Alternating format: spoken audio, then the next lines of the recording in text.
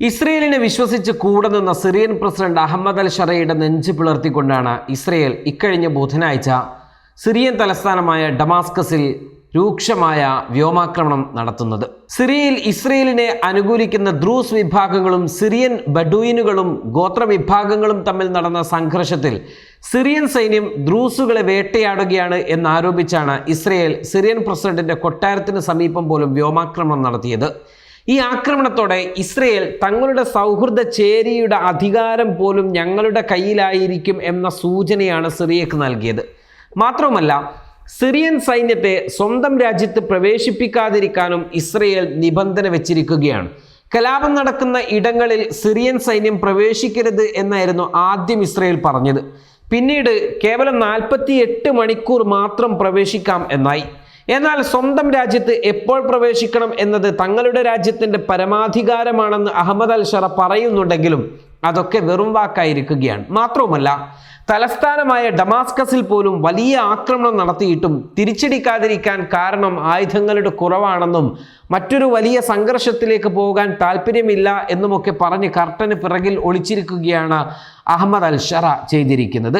പിന്നീട് അമേരിക്കയെ ഇടപെടുവിപ്പിക്കുകയും അമേരിക്ക ഇസ്രയേലിനെ ശകാരിക്കുകയും ചെയ്തതാണ് വാർത്ത. ഒരു തരത്തിൽ കുട്ടിക്കളി പോലെയാണ് ഇപ്പോൾ സിറിയൻ ഭരണകൂടത്തിന്റെ അവസ്ഥ എന്ന് സാരം. കഴിഞ്ഞ ഒരാഴ്ച മുൻപാണ് ഒരു ദ്രൂസ് വിഭാഗക്കാരുടെ തിരോധാനവുമായി ബന്ധപ്പെട്ട് പൊട്ടിപ്പുറപ്പെട്ട കലാപം സിറിയയിൽ അരങ്ങേറിയത്. ഇതുവരെ 350ഓളം പേർ ഈ കലാപത്തിൽ കൊല്ലപ്പെട്ടിട്ടുണ്ട് എന്നാണ് കണക്ക്. ഇസ്രയേലിനെ പിന്തുണക്കുന്ന സിറിയയിലും ഇസ്രയേലിലും ലബനാനിലും അനുയായികളുള്ള ചെറു ന്യൂനപക്ഷമാണ് ഈ ദ്രൂസുകൾ. ഇവർക്കെതിരായ ആക്രമണത്തെ പ്രതിരോധിക്കുക എന്നതാണ് ഇസ്രയേലിന്റെ പക്ഷം. ഇതേ തുടർന്നാണ് ഡമാസ്കസിലും സിറിയൻ സൈന്യത്തിനും നേരെ ഇസ്രയേൽ ആക്രമണം നടത്തിയത്. മുൻ സിറിയൻ പ്രസിഡന്റ് ബഷാർ അൽ അസദിനെ പുറത്താക്കിയ ശേഷം തുർക്കി, അമേരിക്ക, ഇസ്രയേൽ എന്നീ രാജ്യങ്ങളുടെ പിന്തുണയോടെ അധികാരത്തിൽ പ്രതിഷ്ഠിച്ചയാളാണ് ഈ അഹമ്മദ് അൽ ഷറ. ഇതേ ഷറയെയാണ് ഇസ്രയേൽ ഇപ്പോൾ ആക്രമിച്ചിരിക്കുന്നത്. ഈ ആക്രമണത്തോടെ അഹമ്മദ് അൽ ഷറ ക്യാമ്പിൽ ഇസ്രയേലിനെതിരെ വലിയ പ്രതിഷേധം ഉയർന്നു വന്നിട്ടുണ്ടെന്നും ഇസ്രയേലിനെതിരായ പൊതുവികാരം ജനങ്ങളിൽ ഉയർന്നിട്ടുണ്ട് എന്നുമാണ് പറയപ്പെടുന്നത്. ഇതേ തുടർന്നാണ് അമേരിക്ക ഇടപെടുന്നതും വെടിനിർത്തൽ പ്രാബല്യത്തിൽ വരുത്തുന്നതും. സിറിയയുടെ പ്രത്യേക ദൂതനായി സേവനമനുഷ്ഠിക്കുന്ന തുർക്കിയിലെ US ambassador Tom Barrack, US state secretary Marco റൂബിയോയുടെ പിന്തുണയോടെ പ്രധാനമന്ത്രി ബെഞ്ചമിൻ നെതന്യാഹുവും സിറിയൻ പ്രസിഡന്റ് അഹമ്മദ് അൽ ഷറയും തുർക്കി, ജോർദാൻ, മറ്റ് അയൽ രാജ്യങ്ങൾ എന്നിവരുമൊക്കെ ചേർന്നാണ് ഇപ്പോൾ ഒരു വെടിനിർത്തലിനുള്ള സാഹചര്യം ഒരുക്കിയിരിക്കുന്നത്. അതേസമയം തന്നെ ബഷാർ അൽ അസദിന്റെ പിന്മാറ്റ സാഹചര്യം മുതലെടുത്ത് സിറിയൻ സൈനിക താവളങ്ങളും ആയുധപുരകളും വ്യോമനാവിക ആസ്ഥാനങ്ങളും വലിയ തോതിൽ ഇസ്രയേൽ നശിപ്പിച്ചിരുന്നു. ഏത് സാഹചര്യത്തിലും സിറിയ തങ്ങൾക്കെതിരെ തിരിയാൻ ഇടവരരുത് എന്നായിരുന്നു ആ ആക്രമണത്തിന് പിറകിലുള്ള ഇസ്രയേലിന്റെ ലക്ഷ്യമുണ്ടായിരുന്നത്. പിന്നീട് ഗോലാൻ കുന്നുകളോട് ചേർന്ന വലിയ തരത്തിലുള്ള ഭൂമി പിടിച്ചെടുക്കലും ഇസ്രയേൽ അന്ന് ചെയ്തു. അന്നൊരു പക്ഷേ ഈ അരക്ഷിതാവസ്ഥയിൽ സിറിയയിൽ ചോദിക്കാനും പറയാനും ആളുണ്ടായിരുന്നില്ല.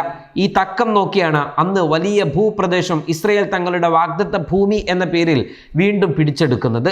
ദ്രൂസുകൾ ഇപ്പോൾ സംഘർഷം ആരംഭിച്ചതോടെ ഇസ്രയേലിൽ കഴിഞ്ഞു വന്നിരുന്ന ദ്രൂസുകളെ തന്നെ കൂട്ടത്തോടെ സിറിയയിലേക്ക് കയറ്റി അയക്കുകയാണ് ഇസ്രയേൽ. എന്ന് വെച്ചാൽ ഇസ്രയേൽ ദ്രൂസുകളെ ഉപയോഗിച്ച് സിറിയ പിടിച്ചെടുക്കാനും അവിടെ ആധിപത്യം സ്ഥാപിക്കാനും കൃത്യമായ പദ്ധതികൾ തയ്യാറാക്കി വരികയാണ് എന്ന്. ശനിയാഴ്ച പുലർച്ചെ ഇസ്രയേലി ദ്രൂസ് സംഘങ്ങൾ സിറിയയിലേക്ക് അതിർത്തി കടന്നിട്ടുണ്ട്. സിറിയൻ പ്രദേശത്തേക്ക് കടന്ന ഡസൻ കണക്കിന് പേർ വടക്കൻ ഗോലാൻ ഹൈറ്റ്സ് പട്ടണമായ മജ്ദൽ ഷംസിനടുത്തുള്ള അതിർത്തിയിലെത്തുകയും നേരത്തെ ഇവിടെ താമസമാക്കിയ ദ്രൂസിന്റെ ഒരു വലിയ സംഘത്തോടൊപ്പം അവരുടെ ഭാഗമായി ചേരുകയും ചെയ്തിട്ടുണ്ട്. സിറിയയിൽ ആക്രമണത്തിനിരയാക്കുന്ന ബാക്കി വരുന്ന ദ്രൂസുകളെ ഇസ്രയേലിന് സ്വാധീനമുള്ള ഗോലാൻ കുന്നുകളുടെ താഴ്വാരങ്ങളിലേക്ക് എത്തിച്ചുകൊണ്ടിരിക്കുകയാണ് ഇസ്രയേൽ സൈന്യവും. ഇപ്പോൾ തെക്കു പടിഞ്ഞാറൻ സിറിയയിലെ സ്വീഡ പ്രദേശത്തേക്ക് സിറിയൻ സൈന്യം കടക്കുന്നത് ഇസ്രയേൽ തടഞ്ഞിരിക്കുകയാണ്. കേവലം 48 മണിക്കൂർ നേരത്തേക്ക് വേണമെങ്കിൽ സിറിയൻ സൈന്യത്തിന് ഇവിടേക്ക് പ്രവേശിക്കാമെന്നാണ് ഇസ്രയേലിന്റെ പക്ഷം.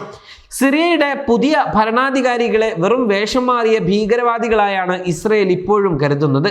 അതുകൊണ്ട് തന്നെ സിറിയയെയോ അവിടുത്തെ ഭരണകൂടത്തെയോ ഇസ്രയേൽ ഒരു വിലയും കൽപ്പിക്കില്ല. താൽക്കാലികമായെങ്കിലും ഇപ്പോൾ ആക്രമിക്കുന്നതിൽ നിന്നും ഇസ്രയേൽ പിന്മാറിയത് ട്രംപിന്റെ രോഷപ്രകടനം കൊണ്ട് മാത്രമാണ്. താങ്കൾ എന്നെ അപമാനിക്കുകയാണോ എന്നാണ് നെതന്യാഹുവിനോട് ട്രംപ് ചോദിച്ചത് എന്നാണ് മാധ്യമങ്ങൾ വ്യക്തമാക്കുന്നത്. സിറിയയുടെ ഇസ്ലാമിക ഭരണകൂടത്തോട് നെതന്യാഹുവിനും ഇസ്രയേലിനും അവിശ്വാസമാണെന്നും അതുകൊണ്ടാണ് ഈ വിഷയത്തിൽ അമേരിക്കയോട് പോലും ഇസ്രയേൽ വിയോജിക്കുന്നത് എന്നുമുള്ള റിപ്പോർട്ടുകളും പുറത്തു വരുന്നു. അതേസമയം ആയിരക്കണക്കിന് ബദൂയിൻ പോരാളികൾ ഇസ്രയേൽ വിലക്ക് നിൽക്കുന്ന ദ്രൂസുകൾ തിങ്ങിക്കഴിയുന്ന സ്വീഡയിലേക്ക് ഒഴുകി എത്തിക്കൊണ്ടിരിക്കുകയാണ് എന്നാണ് അന്താരാഷ്ട്ര മാധ്യമങ്ങൾ റിപ്പോർട്ട് ചെയ്യുന്നത്. ഇത് കലാപം വീണ്ടും രൂക്ഷമാകുമോ എന്ന ജാഗ്രതയിലാണ് സിറിയ ഉള്ളത്.